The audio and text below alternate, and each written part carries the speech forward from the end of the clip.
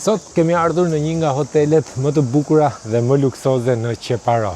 Do të kalojmë një fundjavë dhe do t'ju njohim me të gjitha shpenzimet. Qëndroni në video sepse do t'i zbulojmë të gjitha së bashku.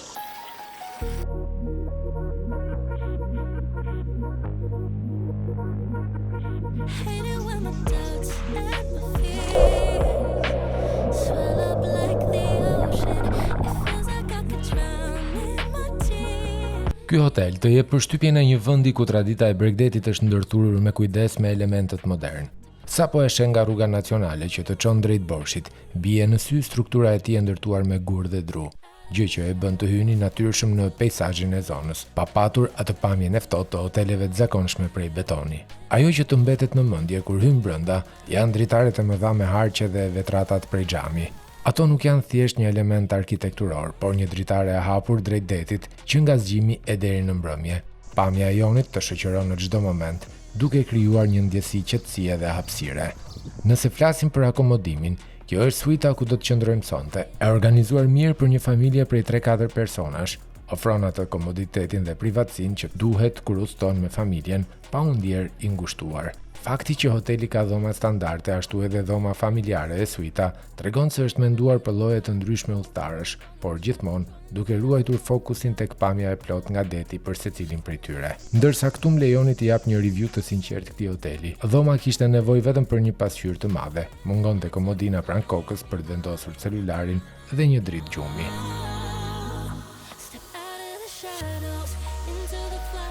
Dhe me që jemi tek përshtypjet, duke marrë shkas nga disa komente në videot e fundit, dua të ndalem pak te një pikë shumë e rëndësishme.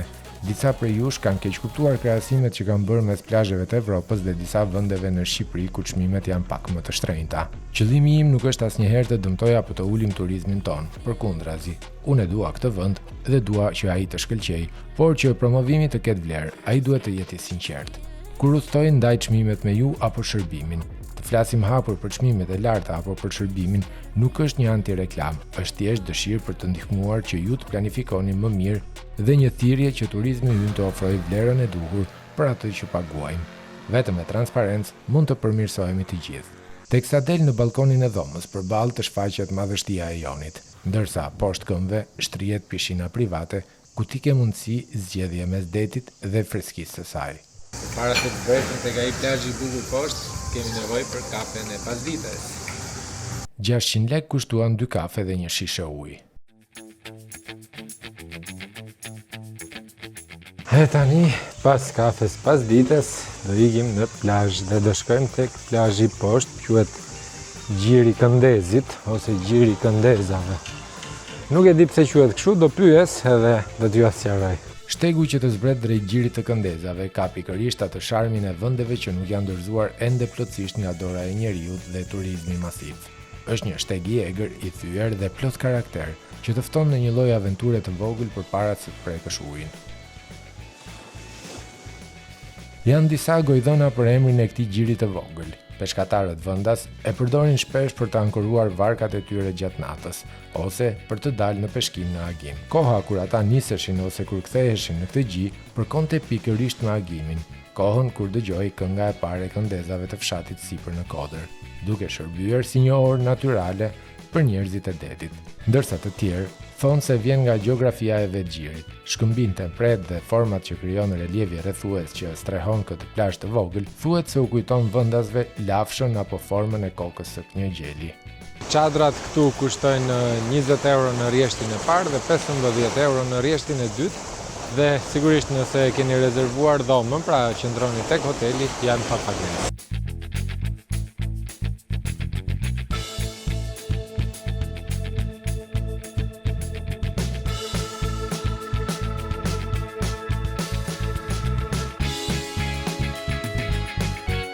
Si thoni, shkojmë një herë dhe pishina, bëjmë një zhytje dhe atje?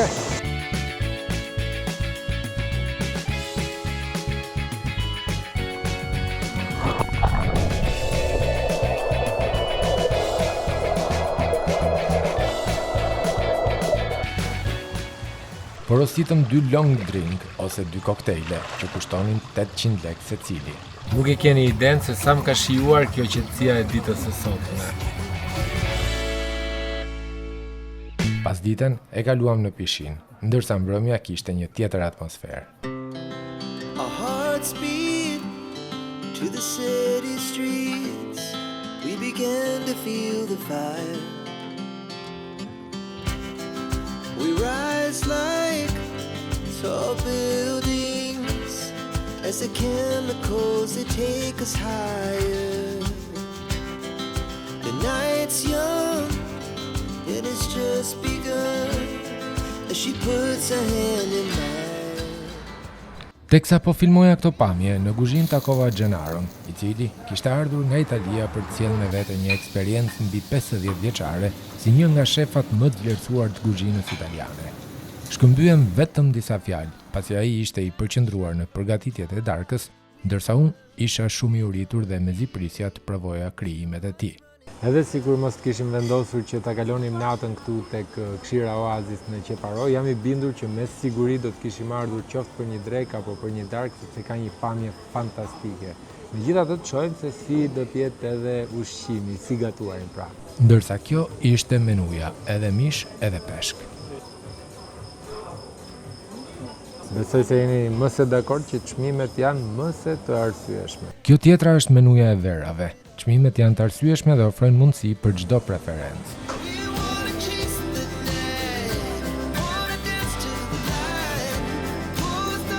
Mes gjithë atyre verave të huaja, italiane kryesisht, zgjodhem një shqiptare. Dhe morëm një shishe sepse do flem gjumë më vonë, nuk do ngasim makinën. Gëzuar. Porositëm një koc, një levrek, një sallat, një risotto me fruta deti dhe një shishe ujë. Spektakël. Me bindje, të plot. Kjo ishte edhe fatura jon, 112.000 lekë të vjetra ose rreth 110 euro. Për një drek me 2 peshq të freskët, risotto me fruta deti, sallat, ujë dhe një shishe verë është një çmim që nuk ndryshon shumë nga ai që do të paguaje në shumë restorante bregdetare në Greqi, Itali, Kroaci apo Maltezi. Sidomos kur zgjedh peshq të freskët dhe verë. Nëse keni parë edhe videot e mia të mëparshme, e keni kuptuar se çmimet në jug nuk janë domosdoshmërisht aq të larta sa thuhet shpesh. Sigurisht, gjithçka varet nga vendi që zgjedh dhe nga ajo që porosit. Mund të gjesh restorante më të shtrenjta, por edhe vende ku raporti cilësi-çmim është shumë I mirë. Prandaj, ideja se jugu është shumë I shtrenjtë nuk përputhet gjithmonë me realitetin. Dark është, po nuk mund të rria pa e provuar edhe ëmbëlsirën tradicionale italiane, meqense edhe shefi është italian. Zgjimi tek Këshira Oazis është një nga ato momentet që të bëjnë të harrosh rutinën. Drita e mëngjesit hyn qetësisht në dhomë, ajri I pastër I detit ndihet menjëherë dhe panorama përballë të fton të dalësh në verandë. Gjithçka është e qetë, pa zhurmë, vetëm tingujt e natyrës dhe pamja e pafundme e jonit. Është ai lloj mëngjesi që të bën të nisësh ditën ngadalë me një kafe përballë jonit dhe pas një nxitim. Edhe menuja e mëngjesit kishte mundësi zgjedhje, mes të kripurave dhe të ëmbëlave. Dhe këto janë çmimet. Konsumova aq shumë brëmë sa që nuk kisha uri dhe unë piva vetëm kafe. 2100 lekë në total paguam për mëngjesin. Si thoni, rrim tuke pishina apo I ikim poshtë? I ikim poshtë se ai deti, ai gjiri ishte shumë I bukur.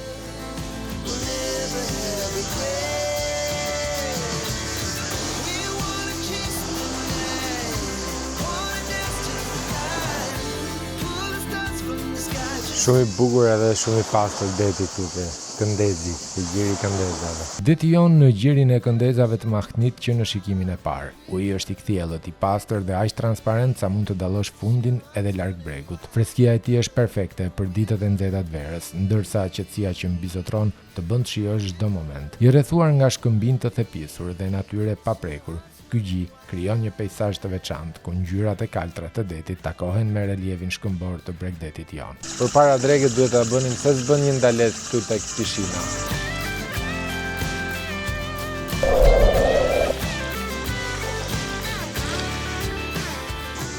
Mbrëm risotto, sot pasta.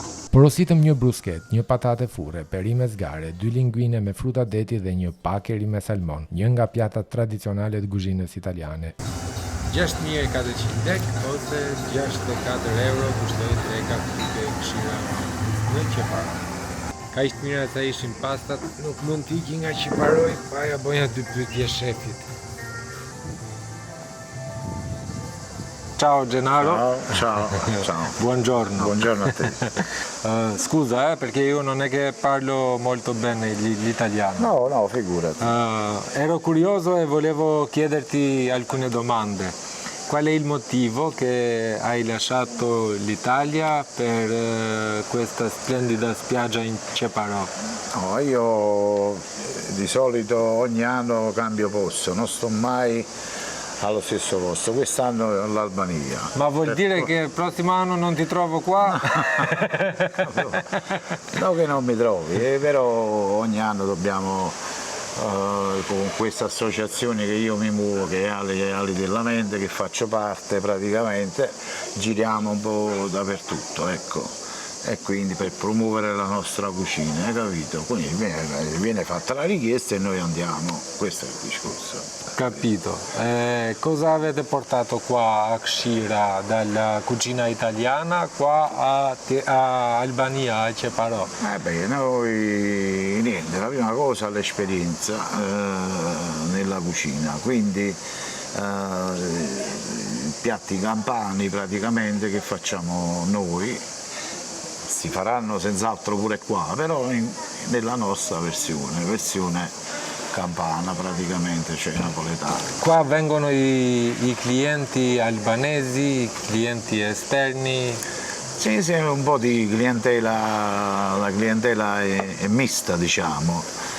Vengono italiani, vengono francesi, vengono svedesi, qualche tedesco, visto, albanesi ovviamente. Quindi che vanno via, ringraziano, persone educate e si sono trovati bene, hanno mangiato bene, quindi, ma io d'altronde quando vedo i piatti che arrivano puliti significa che hanno mangiato bene. Volevo anche chiederti se ce l'hai un segreto segreto italiano che lo metti nel piatto, fai un magia e esce il piatto e poi il cliente lo pulisce?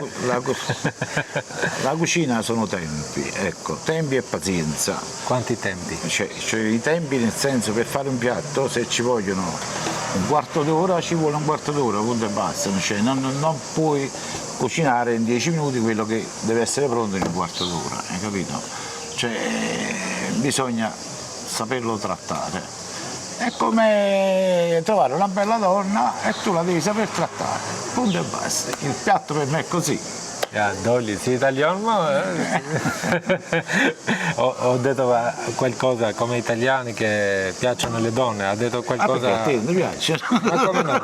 Allora.